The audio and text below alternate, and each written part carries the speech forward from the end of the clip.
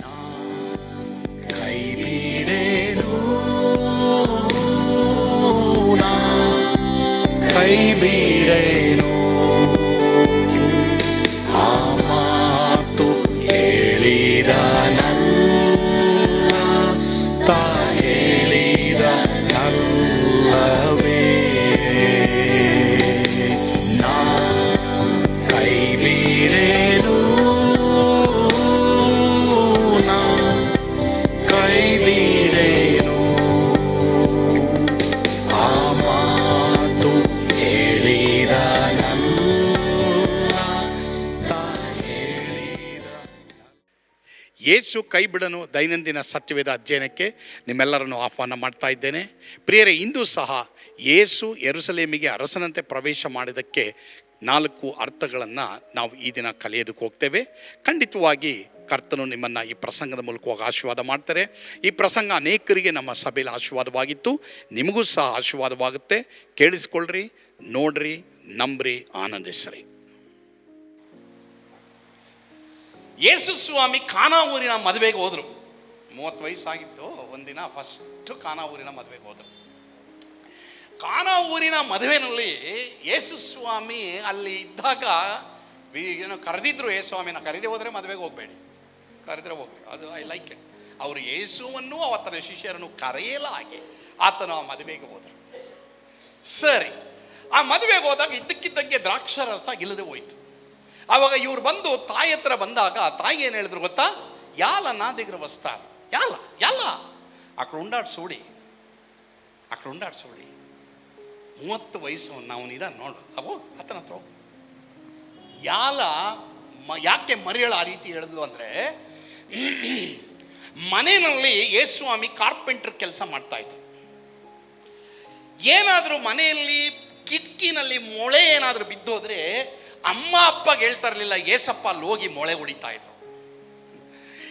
ಮನೆಯಲ್ಲಿ ಏನಾದರೂ ಅವ್ರ ಆವಾಗಿನ ಕಾಲದಲ್ಲಿ ಗುಡಿಸಲು ಈ ಕಲ್ಲಿನ ಮನೆಯಲ್ಲಿ ಇರ್ತಾ ಇದ್ರು. ಅವಾಗ ಜೋರಾಗಿ ಮಳೆ ಬಂದ್ಬಿಡೋದು. ಅವಾಗ ಏಸಪ್ಪ ಏನು ಮಾಡ್ತಾ ಇದ್ರು, ಅಮ್ಮ ಅಪ್ಪ ಮಲಗಿದ್ರೆ ರಾತ್ರಿ 12 ಗಂಟೆ ಎದ್ಬಿಟ್ಟು, ಏಸಪ್ಪ ನಿಧಾನಮ್ಗ ಏಣಿ ಏಸ್ಕೊನಿ, ಅಯ್ಯೋ ನಾ ಇಂಟ್ಲ ಆಯ್ತಾ ಇರ್ತಿ, ಸರಿ ಸೇಯಲ್ಲ ಅಂತ ಯೇಸುಸ್ವಾಮಿ ಸರಿ ಮಾಡಿದ್ದನ್ನ ಮರಿಯಳು ನೋಡ್ತಾ ಇದ್ರು. ಮನೆಯಲ್ಲಿ ಏನೋ ಸ್ಟವ್ವೋ ಏನೋ ಆವಾಗಿನ ಕಾಲದಲ್ಲಿ ಸೀಮೆಣ್ಣೆ ಸೋವಿಟ್ಟ ಏನೋ ಗೊತ್ತಿಲ್ಲ, ಅದೇನಾರು ಹೋಗಿದ್ರೆ ಅಮ್ಮ ಅಪ್ಪಗೆ ಏನು ಹೇಳ್ತಾರಲ್ಲ, ಯೇಸುಸ್ವಾಮಿನೇ ಜ್ಞಾನ ಉಪಯೋಗಿಸಿ ದೇವ್ರನ್ನ ಕೇಳ್ಬಿಟ್ಟು ಸರಿ ಸೇಸ್ತಾ ಉಂಡೆ. ಸರಿ, ಅಮ್ಮ ಅಡಿಗೆ ಮಾಡಿದ್ರು.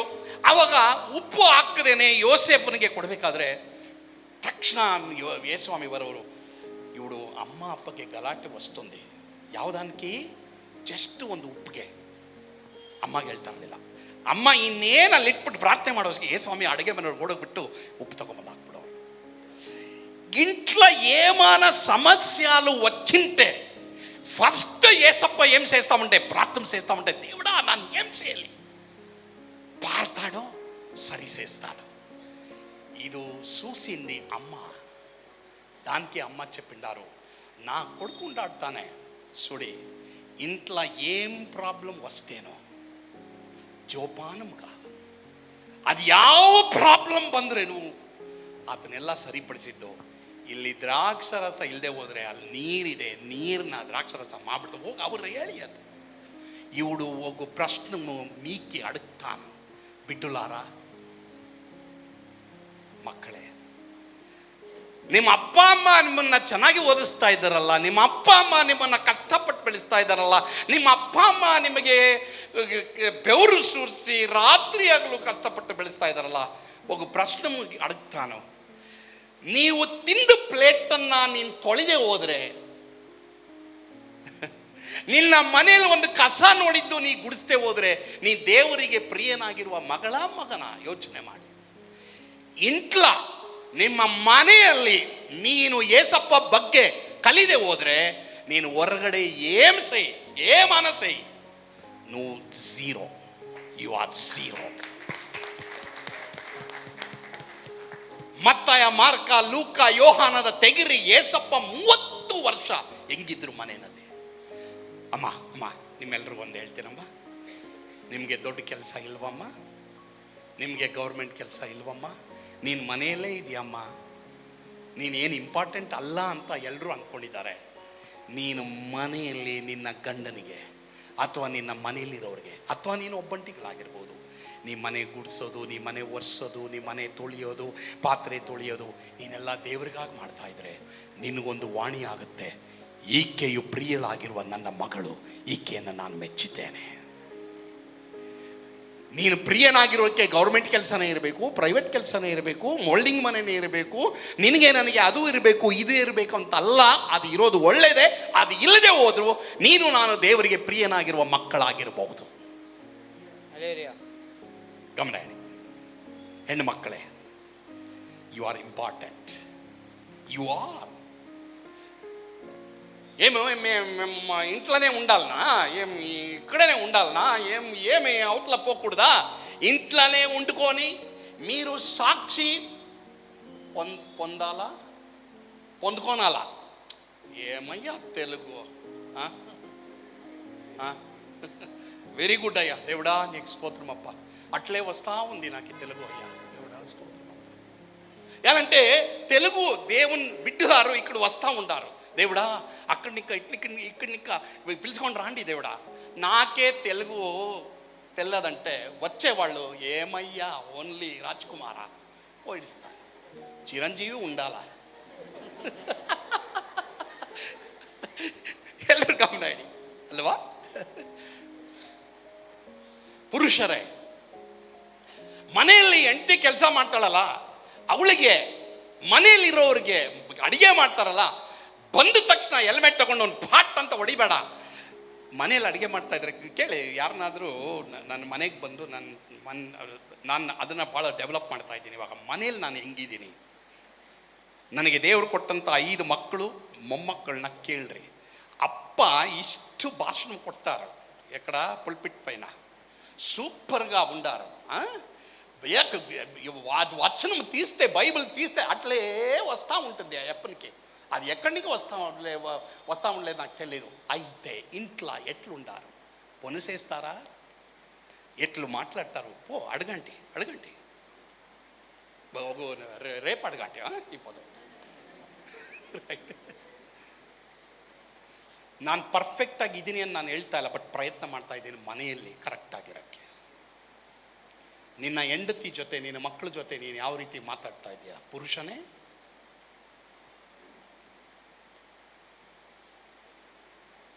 ಎಸ್, ಬಾಂಬು ಶಬ್ದಗಳು ನಾವು ಇಸ್ರಾಯೇಲು ಮಾತ್ರವಲ್ಲದೆ ಇರಾನ್ನಲ್ಲಿ ಕೇಳಿಸ್ಕೊಳ್ಬೇಕಾದಂಥ ಅವಶ್ಯಕತೆ ಇಲ್ಲ. ಇಂಟ್ಲ ಎಷ್ಟು ಮನೆಗಳಲ್ಲಿ ಬಾಂಬ್ಗಳು ಹೊಡಿತಾ ಇದೆ ಗೊತ್ತಾ?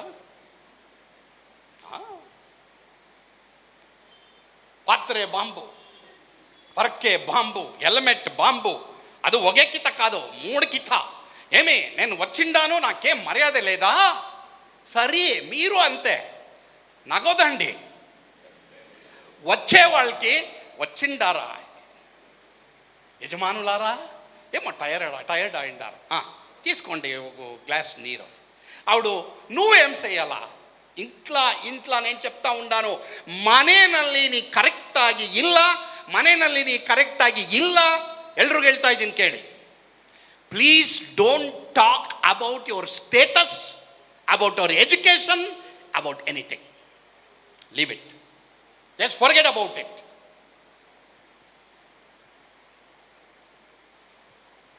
ಇಲ್ಲಿವರೆಗೂ ಒಂದು ವೇಳೆ ಮನೆಯಲ್ಲಿ ನಿನಗೆ ದೇವರು ಈತನ ಪ್ರಿಯನಾಗಿರುವ ನನ್ನ ಮಗನು, ಈತನ ನಾನು ಮೆಚ್ಚಿದ್ದೇನೆ ಎಂಬ ಆಕಾಶವಾಣಿ ಆಗದೆ ಹೋದರೆ ಪರವಾಗಿಲ್ಲ, ಇವತ್ತಿಂದ ಸ್ಟಾರ್ಟ್ ಮಾಡಿ. ದೇವರೇ, ನನ್ನ ಮನೆಯಲ್ಲಿ ನನ್ನ ಮಕ್ಕಳ ಹತ್ರ, ನನ್ನ ಹೆಂಡತಿ ಹತ್ರ, ನನ್ನ ಗಂಡನ ಹತ್ರ, ನನ್ನ ತಾಯಿ ತಂದೆ ಹತ್ರ ನಾನು ದೇವರೇ ನೀನು ಹೆಂಗಿದ್ದೆ ಮಾತಾಡೋಕ್ಕೆ. ಮನೆ ಏನಾದರೂ ರಿಪೇರ್ ಆದರೆ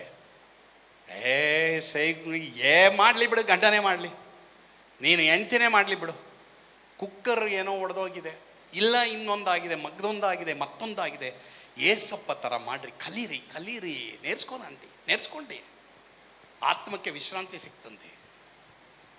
ಅರ್ಥ ಆಯ್ತಾ? ಸೊ ಇದರಿಂದ ನಮಗೆ ಅರ್ಥ ಆಗೋದೇನಂತಂದ್ರೆ, ಯೇಸು ದೀನನು, ಸಾತ್ವಿಕನು, ದೀನ ಮನಸ್ಸುಳ್ಳವನು. ಎಲ್ಲಿ? ಮನೆಯಲ್ಲಿ. 30 ವರ್ಷ. ಆದ್ದರಿಂದ ಮಕ್ಕಳೇ, ಒಂದು ಟೈಮ್ ಬರುತ್ತೆ, వెయిట్ ಮಾಡ್ರಿ. నేను అక్కడ పోలేదు, నేను ఇక్కడ పోలేదు, మీరు అక్కడ నన్ను ಅಲ್ಲಿ ಕರ್ಕೊಂಡೋಗಿಲ್ಲ, ಈ ಕರ್ಕೊಂಡೋಗಿಲ್ಲ. వెయిట్ చేయండి. ನನಗೆ 40 ವಯಸ್ಸಿಗೆ ಮೊಬೈಲ್ ಸಿಕ್ಕಿದ್ದು, ನೀಕೆ 10 ವಯಸ್ಸಿಗೆ ಬೇಕಾ ನಿಕ್ಕೆ ಮೊಬೈಲು?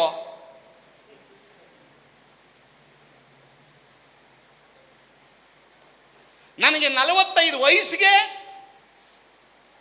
ಇವಕ್ಕೆ ಕೆಲವರೆಲ್ಲ క్యాల్కులేట్ ಮಾಡ್ತಾ ಇದ್ದೀರಾ, ಹಂಗಾದ್ರೆ ಈ ಒಪ್ಪನಿಗೆ ಎಷ್ಟು ವಯಸ್సు ఇర్ಬೋದು? క్యాల్కులేట్ చేస్తూ ఉంటారు, ఇప్పుడు చేస్తూ ఉంటారు. నాకు తెలుసును మీ హృదయంలో ఏం నడుతా ఉంది, నాకు తెలుసును. అల్లే నోడు దీపక్ జగదీష్ అంతా కేಳ್ತಾವನೆ. సరే, మీరు ఏమన్నా క్యాల్కులేట్ చేయండి. నేను మాట్లాడేది ఎట్లా మాట్లాడుతూ ఉన్నాను చెప్పండి. మాట్లాడతారు అట్లా? మీకు కంఠాలు ఎట్లుంది? మాట్లాడితే ఇక్కడ వస్తే పాటలు పాడితే శరణు, అవుట్లు పోతే ಇನ್ನಂಡಿ.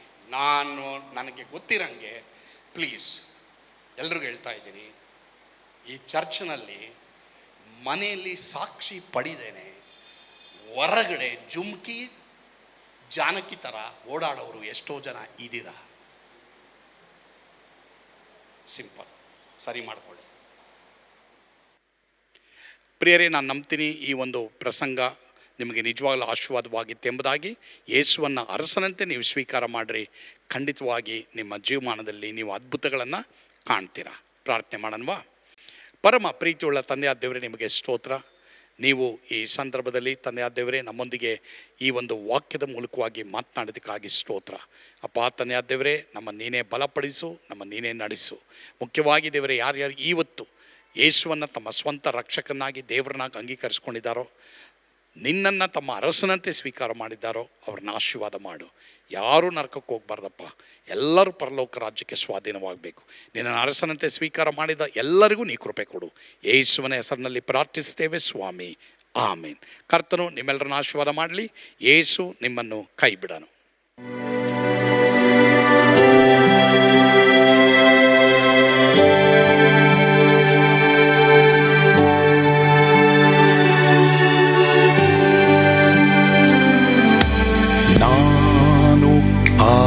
ಪಾತ್ರದಲ್ಲಿ ಇರುವಾಗಲೂ ನೀನು ಪಾಯಪಟ್ಟು ಓಡಬಾರದು. ನನ್ನ ಮಾತನಂಬಿ ಸ್ಥಿರವಾಗಿರು.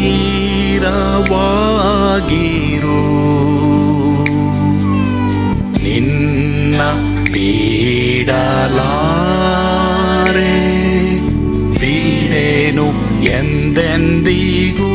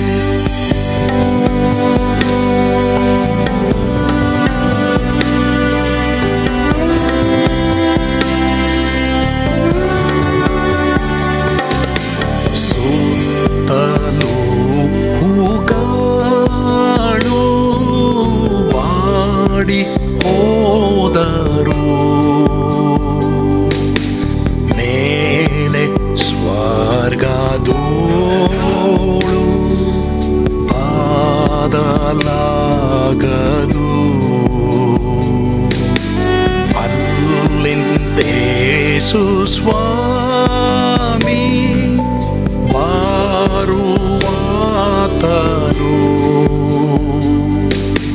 ನನ್ನ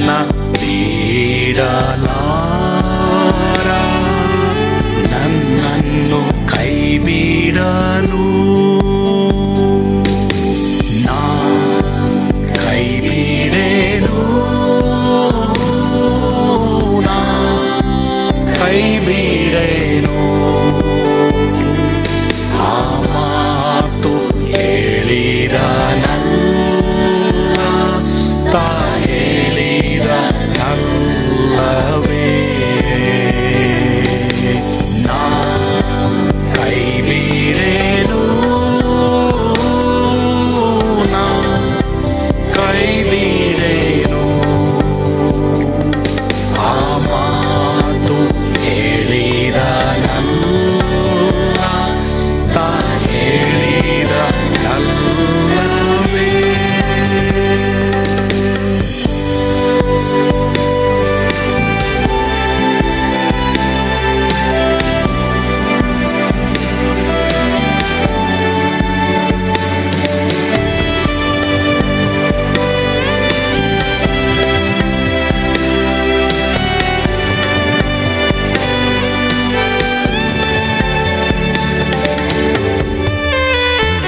ಮುಂದೆ ಬಾವು ಕಷ್ಟ ಬಾರುತ್ತಿದ್ದರು,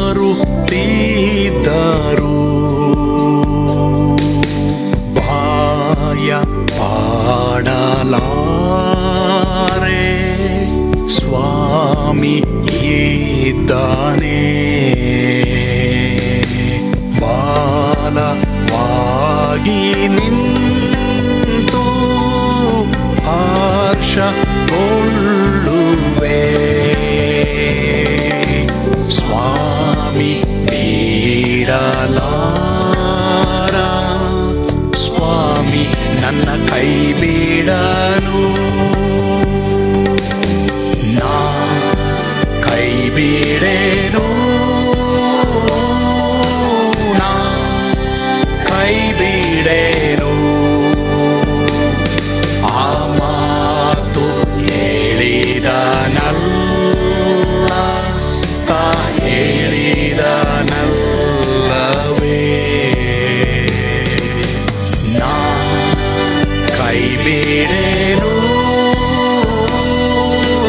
ನಾ ಕೈ ಬಿಡೆನು. ಆ ಮಾತು ಹೇಳಿದನಲ್ಲ,